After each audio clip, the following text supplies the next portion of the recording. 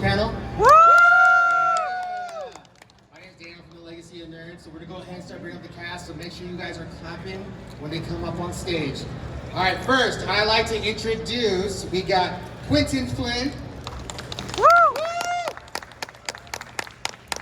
We got Kyle Hebert. Woo!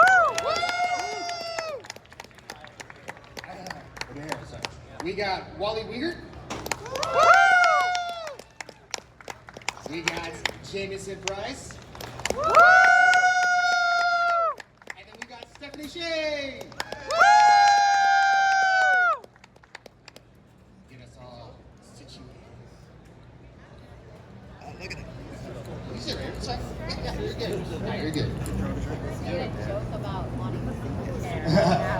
So how are you guys doing this weekend? You guys having fun? Rock and rolling. Yeah. Talking Thanks a lot of Bleach, I'm assuming.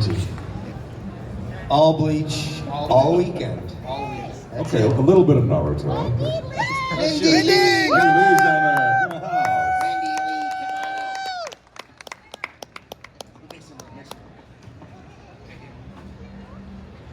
So are you guys ever surprised to see like the fandom's reaction of how crazy Bleach has gotten? What is y'all thoughts on that?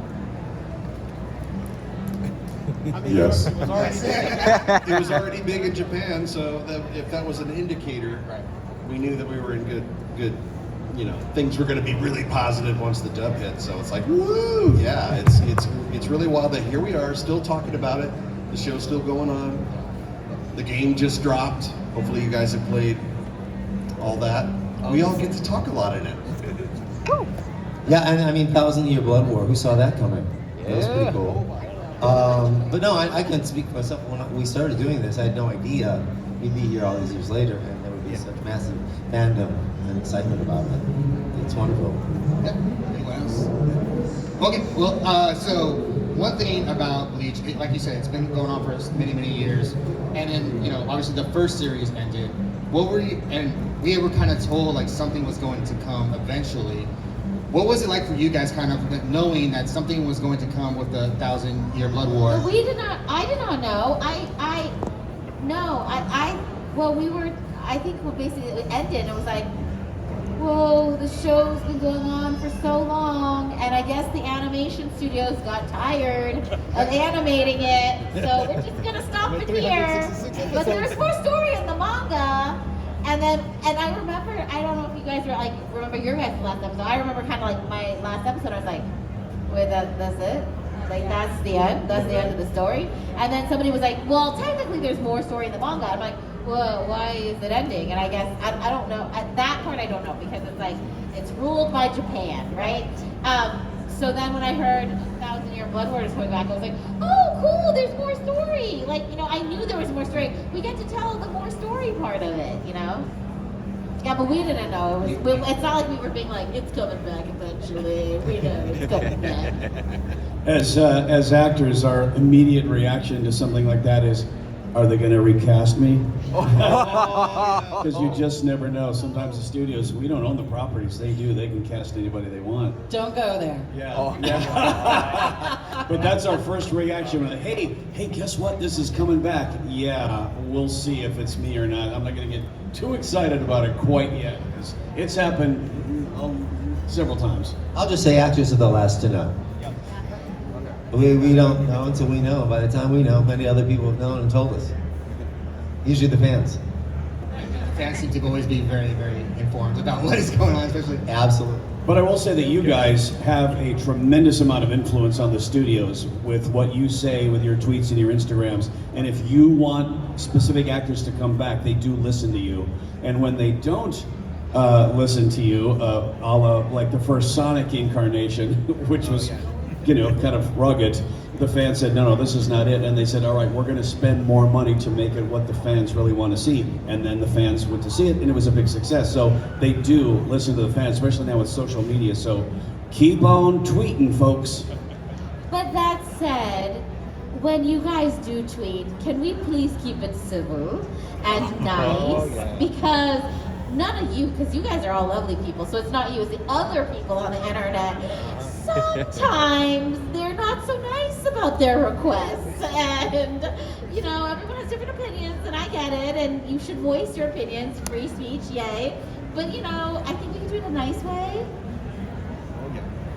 Did you guys have, I know, especially with the earlier first seasons, we talked about, you know, adapting. So adapting from Japanese to, you know, English, right? Was there any challenges in adapting those, especially in the early days, from getting kind of the groove on as far as like getting your characters and maybe kind of get fitted in with your character more? Yeah, I can talk to adapting. I was the voice director for the first 4 years of Bleach, and we worked heavily on the localization to find kind of a happy medium of vernacular that felt colloquial and familiar and comfortable, but we had to honor that it was very much in Japan. And I think I was up to 12 pages of pronunciations. We used so many Japanese words. At times, you guys were speaking Japanese, like with your bankais and big transformations and so forth. So it was very intense, standardizing all that. And so I came up with a system of actually recording the correct pronunciation, and then we could reference that anytime in our pronunciation guide. So that was a huge part of honoring the Japanese and also finding a happy medium in English. Wow, I didn't know, that's a lot. What else did you guys have any kind of difficulties in finding your character and kind of adapting it a little bit more to you guys? No, for me, I mean, Cone is, you know, he's comic relief, he's a puffy little perv, he's a nut. You know, he wants to be, he's a odd soul stuck in his little plush body, trying to do what everybody else does, and he gets stomped on. He was the most, I think, the most liberally adapted. We just basically, we let you do your thing. Yeah. And that's what we started requesting the writers to incorporate. Actually, you were setting the mold kind of for the character. Yeah, yeah. And I think some of the stuff, when it's translated into English, literally doesn't mean anything. It doesn't have the same kind of meaning. For example, they changed, I think in Japan it's howl zabimaru, as opposed to roar zabimaru. And they said that howl denotes kind of like a howling in pain kind of thing, that it's not really strong enough, so they changed it to roar zabimaru, which was, they felt had more power. And I don't know if any of your call-outs changed with, you know, literally between the two languages, but so stuff like that would happen. It was like, well, this is the literal translation, but it doesn't really seem like it's kind of westernized enough. So they will take liberties there. Yeah, for those who don't know about the dubbing process, 9 times out of 10, the actors are just a complete blank slate. We show up, we're basically doing a cold reading, and the director catches us up on context, what's going on in the thing. So finding the voice is usually just, you know, working hand in hand with your director, who is also working with the writer, who's sometimes even the client, or, you know, Viz or whatever, Japan may listen in on a session or two to help set the tone, which is very helpful. And yeah, well, so any changes made to the script is always approved by them, and don't think it's just us willy-nilly changing stuff because we can. It's like, hey, it says this in Japanese. It's like, but this was approved by Japan, so we got to honor that. Yeah, they always say, okay, give us one as written, and then give us an alternate as a thing. When we were doing Tiger and Bunny, they let us improvise first season quite a bit, Yuri and I. So, but they'd always say, well, that's great, that's a great improv, but give us one as written just in case they do want to stick to what it is. And once I saw the show, I realized that they used 90% of our improvs, which was fantastic, I thought. Yeah, I call it bum coverage. Let's go ahead and get exactly what's written, and that's in there always. You can find those takes when they go to mix, and they can actually sort through various takes that we have in tracks. But we will often try some crazy stuff and go way out on a limb and try to enhance the performance and make it more localized. And then often they will take those takes, but they will say, well, could we hear what the original sounds like too? And it's like, yeah, we got that too. Ladies and gentlemen, it's Wendee Lee's butt coverage for a limited time only. Now in booth number 4524. Sorry, I'm fresh off of the 18 plus etchy shows, sorry. Well, the amazing thing about dubbing, for those of you who don't know, is it's a combination of, well, we're acting, but there's a rhythm, there's timing, so there's a musicality to it. And so you're doing multiple things at once and making it believable at the same time. Now, as far as like, you know, you guys, all your characters are very drastically different from one another. What do you guys do to kind of get yourself ready before you go to the booth? Do you kind of amp up? There's a lot of screaming, you know, like what are some of the things you prepare for yourself before you go into record? I think you'd be surprised how little preparation is necessary, to be honest. You want your voice to be warmed up. I certainly don't feel like I'm at my best until after like 11 o'clock in the morning. I warm up if I have a 9 o'clock session. But really what we need to do is be rested, ready to work, dressed correctly. Like Drink a lot don't of wear water. noisy clothing. But really it's an open canvas. So you want to show up and then give me all the information. Start giving me the colors to paint this palette with. We've tried dubbing, not just on this show, this goes way back. I think all the way back to Robotech. We've tried every form of recording there is. We've tried group recording. We've tried doing read-throughs before we start recording. We've tried working with pairs of people, but what it really breaks down to is very musical. So it's like we're laying down the drum and the bass tracks and then overdubbing guitars and vocals and what have you. We even break down the scripts in a very musical way. So we're always emulating music. It's a very musical experience. So it all comes together kind of like a melody. Anyone else? Prep before or headspace or what's something to kind of get you ready to go before you go to the booth? Well, back when I was recording Bleach and their early career, I didn't warm up as much. As I've gotten older, I've gotten wiser, and your voice does change. So we would go into a session, and after a good 10 or 15, 20 minutes of work, your voice starts warming up, and it changes a little bit, and sometimes we'd have to go back and pick up something earlier because it was not quite right. So I make sure now when I go, I'm doing warm-ups in the car on the way to the gig, so that when I arrive at the studio, I'm nice and warmed up and resonant. But then there's also rest and hydration and breathing. Very important. Okay. Yeah. Now, kind of delve into your characters a little bit more. For all you guys as well, is there anything about your characters that you find exciting that's least liked about you? So, like, you have all your different characters, right? So, I guess let me phrase that better.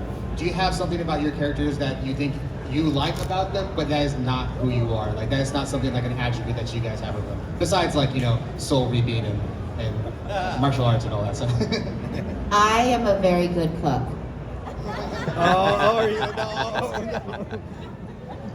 I'd love to have the body positive nature of Yoruichi and run around, you know, flashing herself at people and feeling great about it. I mean, it's so much fun and liberating to play a character like that, but hell no, that's not me. I wish it was. I was gonna say, why wait? And that's why you have Wendee Lee's butt coverage. I have no tattoos. So I get to play a guy who's heavily tattooed and pretend I'm a bad guy and a bad boy and a jerk, which I'm actually the nicest guy you'd ever meet, probably. Shut up. No comment from you. No, seriously, Renji was great, but he's lived a different life than I have, so it's kind of fun to get into that skin for a while, that tattooed skin with the crazy red hair and everything, so he's fun.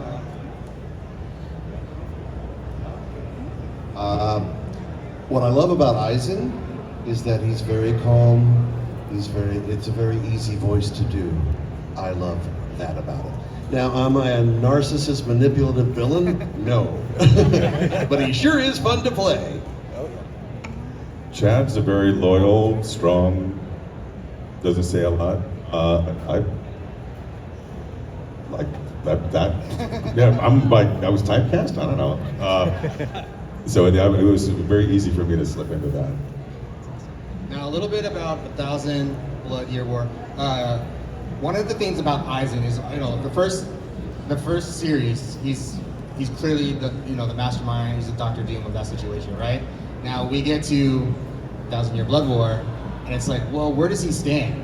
So out of all you guys, what you guys are thinking, where do you think Eisen stands as of now going into season 4? This sounds like the perfect setup for a dad joke. He doesn't stand, he's sitting in that chair. Oh, yeah. He's rocking the eye patch. He's just gonna sit in that pimp throne and just watch it all. And of course all he ever says is, all according to plan. Is it though? I don't know. Maybe he just adapts to what's going on around him. I don't know. What do you guys think about Eisen's going forward, 1,000 yearbook? The only way to go is forward. All right, do we have any fan questions? Do you guys have any questions?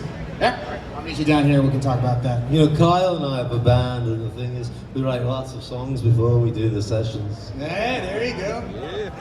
That's right. We sit here, we record Bleach. We got Eisen, Ranger, Cole, Yorichi. We got all the people up here. All right, what's your name? What's your question? My name's Noah. I had a question for Kyle. So, Oh my. yeah, if you could choose for yourself what a Bankai for Eisen would be, what do you think a fun idea for that would be? Lee, I don't know. I've heard some fans say that Kyoka Suigetsu is a Bankai, but when I say Kyoka Suigetsu, it kind of sounds like what you say after someone sneezes. Instead of Gesundheit, you know, like Kyoka Suigetsu. So I honestly don't know. Do you have an idea? There's something that maybe he just pulled out of his pocket that could just wow everyone? Probably a more complete form of hypnosis, but I don't know what that would look like. We're hoping that we might be able to see potentially a Bankai reveal in season 4. We heard there's a lot of new content. That's but- true. The great thing about the anime is they don't have to 100% stick to the manga, so I'm also intrigued too. And I don't read the manga, but I am happy to hear that Eisen does have a more pivotal role in this last arc, which is coming next year. No one asked for a date. They announced it, but they didn't get too specific. So we know that 2026 we'll get to get Bleach's true send-off. But sorry, I don't have a more definitive answer. Well, thank you so much. Thank you. Any other questions? No? Okay, so, I think a great Bankai would be butt coverage. Hey-o. Bum coverage. I'll have you know. It's a bum cut. Bumkai. Do you want people to line up if they have questions? yeah, if anyone has questions, feel free, I'll come back down. But otherwise, Wendee, you had talked about, like, you know, you guys had tried different things like duo, single, groups. What was the one that you used the most, and which one worked best for you guys? The way we've been recording the last 30 years, one person at a time. One person at a time. When you isolate everybody's dialogue and you focus on just one character at a time, you can get you can yield more progress per hour. And it does come down to budget. And for anime, budgets are really, really tight. And unfortunately, the Japanese business paradigm is let me back up and say the American paradigm generally is if you do a good job on season 1, you're rewarded and you get a bigger budget for season 2. It's quite the opposite for the Japanese paradigm. If you have a successful show, the second season, they're saying, we'd love for you to do it again, but could you please bring the rate down a little bit more? And it's happened on so many shows I've directed that I've had to decline directing sometimes on second and third seasons because they'll cut into the directing budget so much. Not the actors rate is set. But yeah, it's one person at a time, one instrument at a time, and all your attention goes into that character. It's the most efficient. Well, I mean, and talking about some of the challenges like that, as far as, you know, you guys coming into it individually, did you guys find any challenges going forward, like, you know, in recording your characters or finding something more specific for your characters? When you're recording one at a time, you really don't have an overall context of what's going on. So that's when you really have to rely on the director's direction because they have an overall picture of what is going on and specifically how you need to say certain things. So in the industry, it's kind of verboten to give line readings. It's something like you never tell an actor how to read a line.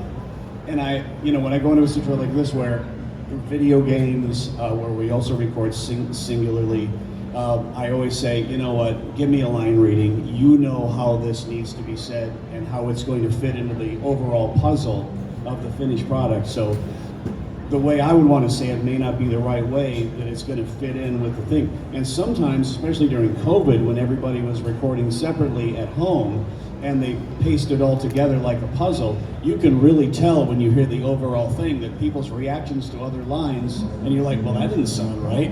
That's not at all what he just said. It's because they chose to read it a different way, but that's when you really rely on your director to give you the specific direction on how that puzzle piece is going to fit into the overall scheme. So I'm not against line readings at all. I always say, just tell me how to read it and we'll both get out of here a little early and I'll go and pet my cat, you know. In the early seasons, I had no idea, like I would be signing autographs and then people would be like, oh, how do you feel about Rukia being kidnapped? And I was like, what? Rukia's kidnapped? When did that happen? Because not only do you see your own lines, like with a storyline like Bleach, the cast is so big, the story is so big. You're having like side quests and like, I was on a quest with Hoodoo for like, I don't know, so many episodes. So I didn't even know Rukia got kidnapped because I didn't see any of those scenes. Anyone else have any challenges as far as? Well, when they asked me to do a Wale Wingert line reading, I don't even know what he does. Except he goes home and pets his cat, which I think is a metaphor for something else. Hello! No, I kind of go with the flow. I think what's really important for any actor is to be adaptable, flexible, open-minded. Have an improvisational background helps. And if you don't know what the director is asking of you or something's unclear, just like in life, ask, because everybody wants to help. Everybody wants to teach. It's a team effort, really. Yeah. Especially I see you guys, all the voice actors here, everyone that's worked on everything, you guys all seem to know each other. You're like, oh my God, it's Wally, it's Wingert. Like, you guys all have worked together one way or another. And I guess that makes it so much easier when you do come to, another project and be like, well, okay, I know what they're about. I know how to work around that. So it must be. Because we record, like she said, in a single session, we really never get to see each other. There was no cast hanging out. There's none of that stuff like you would get during a regular ensemble read on a regular, American cartoon like Family Guy or one of those things. So when you're recording by yourself, you really only see these people as you're leaving or coming in and they're leaving. So at the convention, we see each other and we're like, hey, and some of the fans think we're kind of being jerks because, hey, they're a clique, they're all hanging out together. No, we never get to see each other except in places like this because we record by ourselves and a director and an engineer. So it's kind of old home week for us when we come to these as well. So it's fun for us too. See It is. It's a fabulous reunion, and it's also wonderful to be able to get the feedback that we get from you guys, because it's not like being on a stage. We record in a studio, so it's very insular in that respect. So getting to hear your thoughts, your love, your interests, your take on things, your favorite lines, your favorite scenes, and how it's touched you is a real gift to us. I just wanted to add that the men in the cast of Bleach, for the most part, have all been confronted by serious vocal stress because of all the combat and the call-outs and the way that we would have to pace their work and how I tried to preserve everybody's voices. I really try to give everybody lots of recovery time and warnings because we've got a bunch of screaming lines, so we'll save them for the end of the session. But all these guys have done what we call throat ripper lines, just letting it go. And it's really commendable because finding that balance in the studio can easily be a distorted result, but they know how to use mic technique and they're all amazing pros, and I'm really, really proud of this cast.